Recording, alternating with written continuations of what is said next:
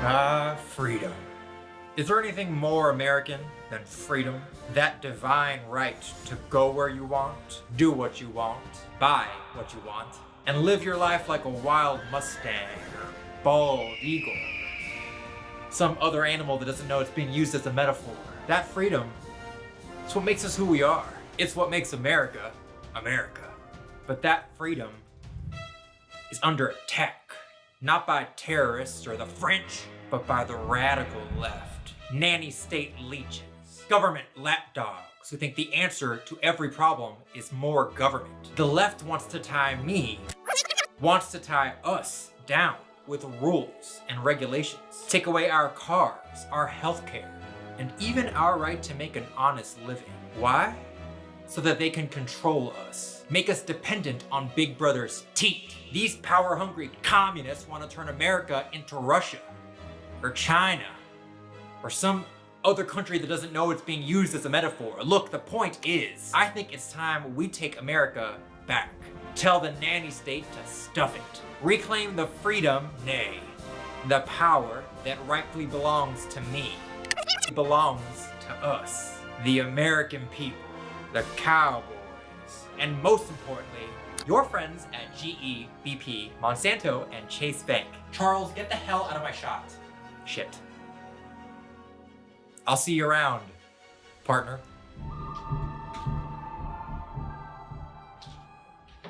What is that, a fedora? Jesus Christ. This is a video about power. Free housing, free higher education, free, everything's free. A magical socialist utopia. And the greatest con in American politics. If this radical agenda is ever implemented, your friends and your freedoms, friends, guess what? The friends that love freedom, it's going to be stripped away. When you think about it, America is kind of the perfect target. We are a country of people trained from day one to worry about government tyranny. Our origin story is literally, we fled the tyrants who told us what to do, then we killed the tyrants who told us what to do. Now, nobody tells us what to do. Our mascot is the cowboy, a tough, self-reliant badass who's not afraid to straight up murder a cop if he steps out of line. Cowboys are Antifa, pass it on. Our national identity is built around a kind of constant anxiety about government overreach. We are a free people, always ready to water the tree of liberty with the blood of tyrants. And look, I'm a fan. A little anarchy is good for a country. Quite frankly, after the summer we just had, I'm about ready to water the tree of liberty my damn self. Ow!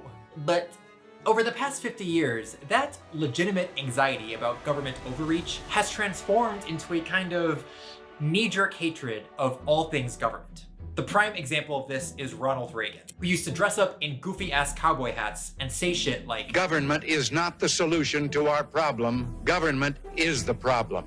But even Democrats have bought into it. The era of big government is over. From climate change,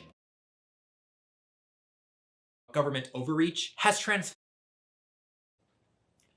This is a video about power. Free housing, free higher education, free, everything's free. A magical socialist utopia. And the greatest con in American politics. If this radical agenda is ever implemented, your friends and your freedoms, friends, guess what? The friends that love freedom, it's going to be stripped away. When you think about it, America is kind of the perfect target. We are a country of people trained from day one to worry about government tyranny. Our origin story is literally, we fled the tyrants who told us what to do, then we killed the tyrants who told us what to do. Now, nobody tells us what to do. Our mascot is the cowboy, a tough, self-reliant badass who's not afraid to straight up murder a cop if he steps out of line. Cowboys are Antifa, pass it on. Our national identity is built around a kind of constant anxiety about government overreach. We are a free people, always ready to water the tree of liberty with the blood of tyrants. And look, I'm a fan. A little anarchy is good for a country. Quite frankly, after the summer we just had, I'm about ready to water the tree of liberty my damn self. Ow! But over the past 50 years, that legitimate anxiety about government overreach has transformed into a kind of knee-jerk hatred of all things government. The prime example of this is Ronald Reagan, who used to dress up in goofy-ass cowboy hats and say shit like, Government is not the solution to our problem. Government is the problem. But even Democrats have bought into it. The era of big government is over. From climate change to healthcare to our response to a global pandemic, American politics have become defined by this belief that government is the enemy. I don't care if you're a Republican, I don't care if you're a Democrat, big government is the enemy and big government sucks. All right, well, And at the heart of that transformation is this new, kind of radical libertarian idea, which is that democracy is essentially a war between the individual and the state. The individual wants freedom to live a decent life and make their own choices, while the government wants control, to run your life, limit your choices, and become as powerful as possible. That war is a zero-sum game. The more power the government has, the less power and freedom the individual has. Or, as Grandpa Snake Oil likes to put it, the bigger the government, the smaller the citizen. Noam Chomsky calls this government is the enemy idea anti-politics, because it's not a rejection of specific policies, it's a rejection of the whole idea of government power. And I know what you're thinking. Noam Chomsky again? Haven't you read any other authors? No, okay? I went to a liberal arts college. I learned 3 things. Noam Chomsky, Ani DeFranco, and how not to dissociate while bottoming. And one of those I barely learned. According to anti-politics, even nice-sounding government programs like Medicare for All, the Green New Deal, or unemployment benefits during a global pandemic are actually just traps, bait, designed to get you to give up your freedom and become dependent on the nanny state. This isn't about jobs. This is about control and viewing government as a do-gooder. And the more government control that the government has in the system, the happier they are. This idea is so mainstream now that it kind of feels like it's always been there. Some of you may even buy into it yourselves. But this is a pretty recent development. Americans used to really trust the government. It's only in the past half century or so that they've lost faith. So what happened? How did Americans become so convinced to turn on the one institution that's supposed to represent them? I mean, don't worry, I'm about to show you. I just gotta... Right, hurry, step right up, folks. Here's the answer to your problems. Dr. Utopia's sensational new discovery, ism. This is a clip from the 1949 propaganda film, Make Mine Freedom. One of the best and earliest examples of American anti-politics. Government control, no worry about votes, name your own salary. The film depicts the government as a power-hungry con artist who tries to lure Americans into trading away their freedom in exchange for government handouts. I hereby turn over to ISM Incorporated everything I have, including my freedom, in return for which said ISM promises to take care of me forever. Sign away my freedom. Why, this is ridiculous. Don't be corny, brother. Thanks to this old man, the con artist is eventually exposed as a freedom-hating tyrant, trying to trap Americans in a life of government servitude. Before signing up, you boys ought to try a little taste of Dr. Ism's formula. You can't do this to me! I'll strike! The state forbids strikes. No more private property. No more you. The state will do your planning from now on. We must fight to regain our freedom. Everything is fine. Everything is fine. Everything is fine. And the film ends with a triumphant call to say no to big government and yes to American capitalism. When anybody preaches disunity through class warfare, you know that person seeks to rob us of our freedom and destroy our very lives.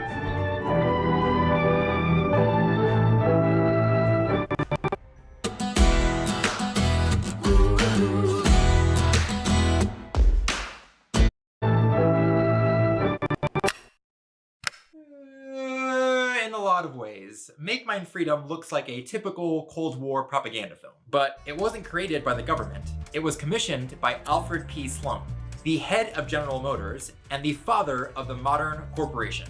See, at the time, the American labor movement was delivering like dominoes and had successfully passed the Fair Labor Standards Act, which created a minimum wage, overtime pay, and child labor rules. Like most factory owners, Sloan wasn't thrilled about that. and decided to spend $600,000 creating anti-government films that would turn the public against further regulation. Or as Sloane's brother put it, to create a bombardment of the American mind with elementary economic principles.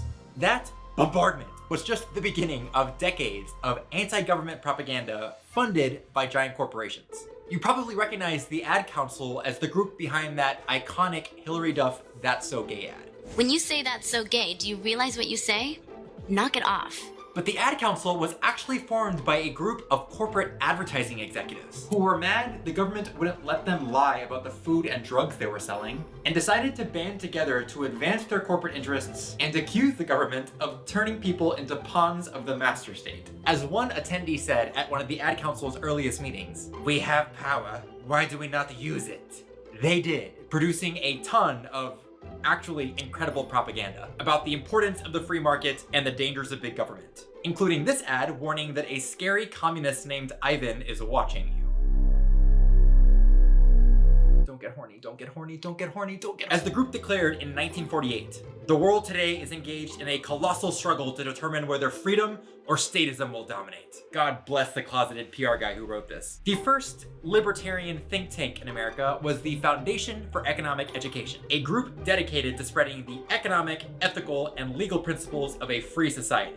Wanna guess where it got its funding? Yup. GM, GE, Monsanto, and a whole bunch of oil companies. The group's first big project? Teaming up with the real estate lobby to create a policy paper attacking rent control laws. Fucking landlords, I swear to God. The American Enterprise Institute, another libertarian think tank that's still shitting out policy papers today, was founded by Lewis Brown, the former president of the largest American manufacturer of asbestos. The same Lewis Brown who spent decades hiding the fact that his product was killing his customers. The same Lewis Brown who, when asked if he would make his employees work with asbestos until they dropped dead on the factory floor, answered, "Yes, we save a lot of money that way." You know, that Lewis Brown. Knock it off. When you look at modern anti-politics groups, you'll notice a similar pattern. In the 90s, anti-government campaigns like Enough is Enough and Get Government Off Our Back were launched by tobacco companies who were worried about anti-smoking laws and hired political consultants like Roger Ailes to fan public fears about government regulation. Enough taxation, enough censorship, enough regulation, enough repression. Ailes, of course, would later go on to launch Fox News because cancer was kind of his thing. The Tea Party was covered as a populist uprising against big government, but it was orchestrated by Americans for Prosperity and Freedom Works, two groups funded by oil and tobacco companies, as well as a bunch of other giant corporations. Those same groups, by the way, were linked to the recent protests against stay-at-home orders, because time is a flat circle and these people are cockroaches who will not die. And the same is even true for our favorite free-thinking YouTubers. Daily Wire and PragerU, who rail endlessly against big government, exist thanks to funding from the ultra-wealthy Wilks brothers, who made their billions fracking. The Rubin Report is funded by Learn Liberty, a project of the oil billionaire Koch brothers. And Turning Point USA, that tireless critic of powerful elites, got its seed money from Foster Friess, an ultra-wealthy investment manager who likes to make public appearances wearing a cowboy hat. I'm gonna make the argument for why billionaires should exist. Anti-politics isn't some natural evolution of American conservatism. It is a multi-billion-dollar propaganda effort manufactured by giant corporations who would very much like the government not to regulate their shit. And look, on this channel, we respect a good con. This is a damn good con. Inventing an entire political ideology to avoid taxes and regulations is like a god-tier flex. But it's also kind of dramatic, isn't it? I mean, these companies could have easily spent their billions lobbying against specific laws they don't like. But instead, they chose to go big, to manufacture this grand narrative about the individual versus the state. The question is, why? Why are the Koch brothers, who made their billions off of oil, backing the Tea Party, which is supposed to be about healthcare? Why do Ben Shapiro and Dennis Prager treat every government program as some communist plot to take away your freedom? Why are giant corporations so invested in convincing you that you're better off on your own? Oh shit, I have to change scenes again. Like what the whole propaganda system has been trying to ram into your heads for 50 years. The government is the enemy. and private power doesn't exist. Okay? Now, it's obvious why big corporations who are fighting the everlasting battle for the minds of men would want that to be the picture you have. If the government is your enemy, then those who run the private institutions are quite well off. There's no threat of democracy, they can run things peacefully, the people are demoralized. The normal methods of democratic participation to gain social ends are excluded. You can't do anything through the political system because it's your enemy. So therefore, let us, we who run the private system, let us run everything and don't bother us. I never know how to enter the frame for these things. The reason giant corporations spend so much money promoting anti-politics is because they know that the alternative to government power isn't individual freedom. It's corporate control. When the Tea Party derailed a government healthcare option in 2009, it was a huge setback for the nanny state. But now, massive insurance and pharmaceutical companies get to set the price of healthcare, which means millions of people are now forced to choose between giving up treatment or getting sucked into endless cycles of medical debt. Some of these people will be paying $5 or $10 on their debt until the day they die. Is that really freedom? When the Trump administration started rolling back regulations by government agencies like the EPA and USDA, Big Brother definitely got smaller. It's big government at its absolute worst. But now, many factory owners get to regulate themselves. So you have no idea whether your food is actually safe to eat, and no way to stop businesses from dumping in your drinking water. As long as they feel like they can get away with it, they will. Are you really more powerful now? And when Congress decided not to extend pandemic relief this summer, Americans were spared from being tangled in the government's web of dependency. But now, millions of Americans are dependent on their bosses and landlords, who can force them to work in unsafe conditions or risk being thrown out on the street. It's kind of a gamble, but I kind of have a choice. Do you really feel like a cowboy? The evil genius of anti-politics is that everything it accuses the government of, being power hungry, lying to the public, and trying to control you, is actually true of big business. But while corporate propaganda tells us that tyranny is something done by politicians and super sexy secret police, big businesses don't really need any of that to control you. If your health insurance decides to raise your premiums, if your billionaire boss tells you to work in unsafe conditions, or if a factory starts dumping toxic waste into your backyard, there's basically nothing you can do about it, no matter how much of a cowboy you are. If power shifts over into the hands of private tyrannies, then there's no way for the public to do a thing. There's no mechanism for doing it. These are tyrannical organizations. There's a reason that Make Mine Freedom video tries to scare you about big government by literally depicting it as a private corporation. I hereby turn over to ISM Incorporated. Because unlike government, corporations don't answer to the public. They are actual tyrannies, whose only real function is to extract as much value out of you as possible. The rich are getting richer. U.S. billionaires saw their fortunes skyrocket since March. And sure, you could vote with your wallet, drop your health insurance, quit your job, and move out of town. But where are you gonna go? Corporations have no borders, baby! And anyway, what's one angry customer? A few disgruntled employees in the face of billions of dollars and another bombardment of corporate advertising. You will be replaced. And if your only options are to run away or submit, are you actually free? Or have you just learned to really love your masters? Okay, alright, I'm sorry. In my defense, I badly need to get laid. The only thing that stops giant corporations from becoming full-ass tyrannies is government. Big business knows that as long as the public can use the power of the state to act collectively, pool their resources, defend themselves, and create rules and regulations, it's much harder to exploit them. Anti-politics is how they make sure we don't act collectively. The government is the one institution that people can change. That's exactly why all the anger and fear is directed against the government. The government has a defect. It's potentially democratic. Corporations have no defect. They're pure tyrannies. So therefore you want to keep corporations invisible and focus all anger on the government. If you don't like something, blame the government, not blame the guys in the Fortune 500, because you don't read the Fortune 500. You just read what they tell you in the newspapers.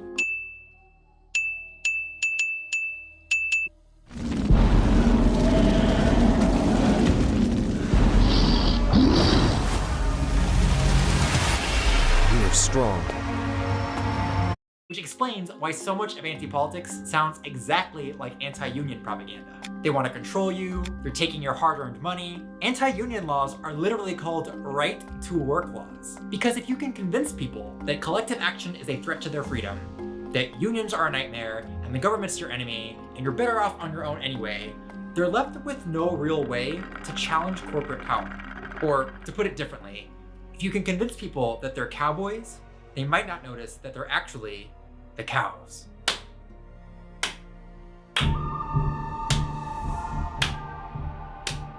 Nice detective work, Inspector Fadget. You really cracked this one wide open. Inspector Fadget? Bet you feel pretty good about yourself. Exposing corporate America, destroying libertarianism with facts and logic. I mean, I think I did an okay job. Nobody cares about facts and logic, you nerd. Good propaganda isn't supposed to make sense. It's supposed to make you feel like a badass. Make fun of the cowboy shtick all you want. At least it's cool. Something to aspire to. Well, I happen to think that Chomsky's argument about anti-politics is pretty cool. You just called your audience cows. You spent this entire video being a smug dickhead. This is the problem with you big government types. Your entire worldview relies on convincing people that they need to be rescued, that individuals are powerless. Well, when it comes to multinational corporations, we are kind of powerless. Unless we work together. Oh my God, you're hopeless. What? Look, there's a reason both parties have embraced anti-politics. Because Americans don't want to rely on some idiot politicians. They don't want to be stronger together, and they certainly don't want to be comrades. They want to be gods. But in democracy, there are no gods.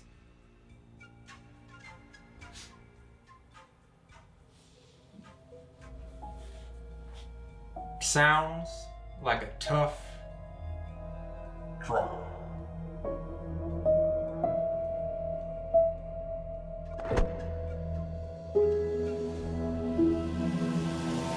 The bigger the government, the smaller the citizen.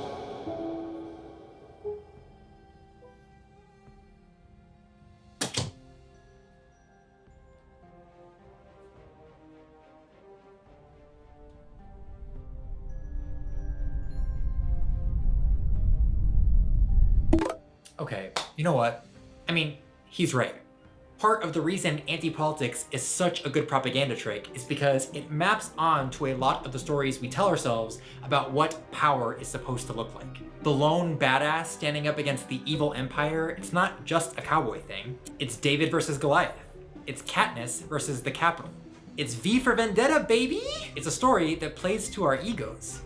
Our primal desire to be the masters of our own destinies. To accept the argument I'm making about anti-politics is to accept that you aren't always gonna be the master of your own destiny. That actually, we live in a society where we're often forced to choose between corporate power or public power, and that our best chance of making it out alive is to try to work together with millions of strangers that we don't know and who don't know us, through elected officials who are often incompetent and prone to corruption by giant corporations, all while trying to deal with an ever-changing list of crises and calamities. It's just not that inspiring.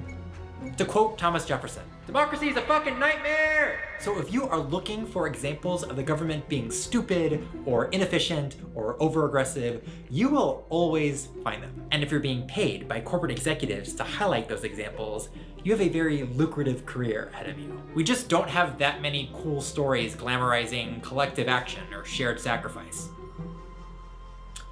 I mean, I guess there's Rent, but nobody likes Rent. We get it. You're gay vegans who can't afford to live in the East Village anymore. You don't see me singing about it. To be honest, I don't know what to do about this. I get why, even after knowing that anti-politics is a corporate PR stunt, people would still latch onto it. Latch onto the hope that if you could just get government out of the way, you'd be in control. I don't have anything to offer that's as simple or sexy as the cowboy fantasy. But it is a fantasy. And once you're able to let it go, to accept that, for better or for worse, we're all kind of stuck with each other, being exploited by the same corporate goons, you might find yourself being energized by a very different kind of power.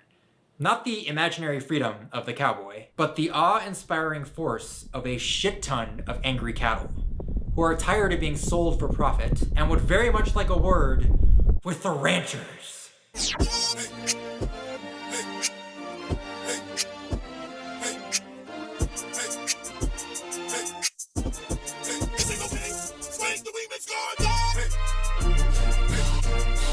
Hey.